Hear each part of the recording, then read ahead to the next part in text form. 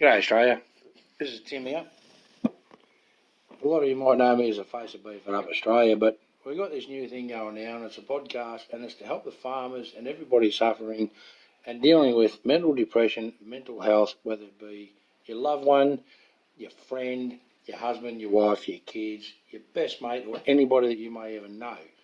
So this is a new segment that I thought might be valuable to everybody else with what they're thinking and everything else like that, and it's called Say Thanks. So my first guest tonight, whichever you want to see, is Anita Donlan. So in order to get there and say thanks to anybody, it could be your parents, it could be a workmate, it could be somebody that's influenced you in your life, whatever you're doing. So Anita Donlan, who would you like to say thanks to? I would like to say thank you to everybody that supports our mission. So when you get there and say about our mission, whether it be for Beef It Up Australia or the farmers or mental health or anything else like that, is anybody that have influenced you throughout your life to become and get to where you are now? Well, there's a few people. I'm not talking about me. I'm talking about people as who are growing up and getting through life. I would have to say the founder of the Australian Horizons Foundation, John Bethel. John sounds like a really cool bloke. I mean, I've never met him, but he sounds like a really cool bloke. And from what you've been telling me about John from the time that I've known you and the other guys on the board and the girls, Neil and Penny and Joe, right? These people sound really cool. They are. They're soul of the earth people.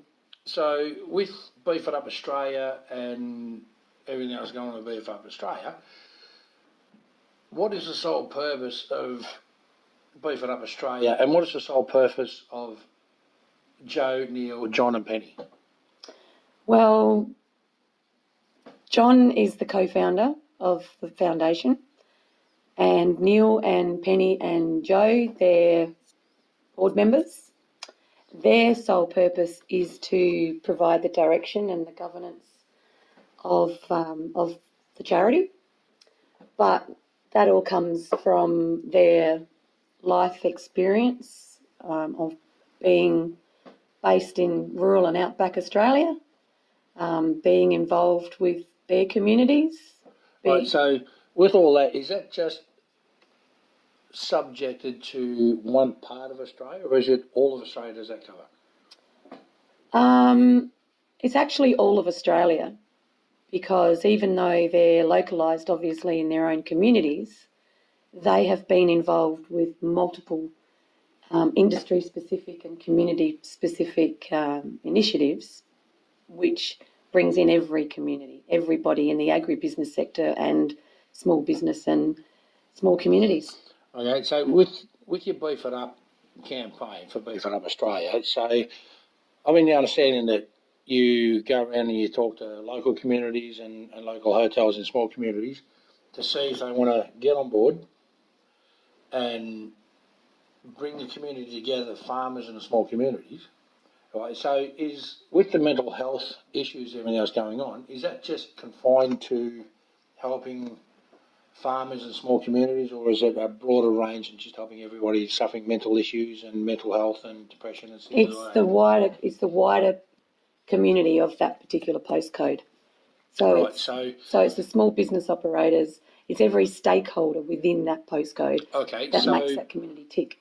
All right, so with that, with the stakeholders, does that just mean the local pubs in that community, or does that mean cover a wide variety and broad spectrum of communities? And with the mental health issue, does that cover everybody in just the country, or does it cover everybody Australia-wide, cities, towns, the whole lot?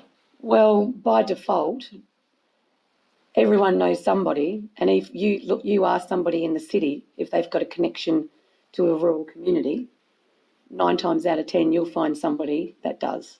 Okay. That's a really good point, and which brings me, it does bring me to the next question about all that. So, how does a community and a local hotelier get involved with the Beef It Up campaign and rural health and mental health and things like that to help their community. How do they get involved with that? Well, besides signing up and becoming a network member, the hotels are by default unofficial counsellors to their community, and because they are aware of what's going on in their community and they actually see the difference, change in people, particularly on a mental health level, they are also connected to their business community, which are also seeing the change in people. Everyone, I've spoken to post officers, hairdressers, you name it, and they all say, yeah, you know, we see the change in people. They're either not coming in as happy, or they're coming in not as regular, or they're hearing from extended family and friends that, you know, they've withdrawn from themselves. All the symptoms of depression and mental health change, and the hotel is able to be that glue, that linkage for us. So the hotel in a small community like small towns in rural Australia, your hotel is your central hub. That's what brings everybody, community together. So when something happens in a community, whether it's devastating or a minor injury or things are like that, or somebody passes away from natural, so I take it it's a local hotel, local pub and hotelier that says, righto, we're a community, we're going to sit together. So in a way they can get there and they can have like a trivia night. Mm-hmm. They can have a comedy night and things like that. So with all that, with the community saying thank you for the foundation, Australian Horizons Foundation, for helping put that together and Beef It Up Australia. So they're saying thank you to you and they're saying thank you to the foundation. So more importantly, they're actually bringing themselves together with mateship and Right. So they're saying thank you to the community. Correct, to their community. Okay. So my question to you is, who are you going to say thanks to? Well, first and foremost, it has to be the leadership that's shown by the publican, who acknowledges that they do play a vital role in their community. And for them to have the foresight to say, well, yeah, I'm going to put something on so our mates, my patrons, my fellow business people, family, extended family and friends can all come together for a good night out. So that gives them a little bit of hope and joy to keep going, and it's something for them to reflect back on in weeks to come.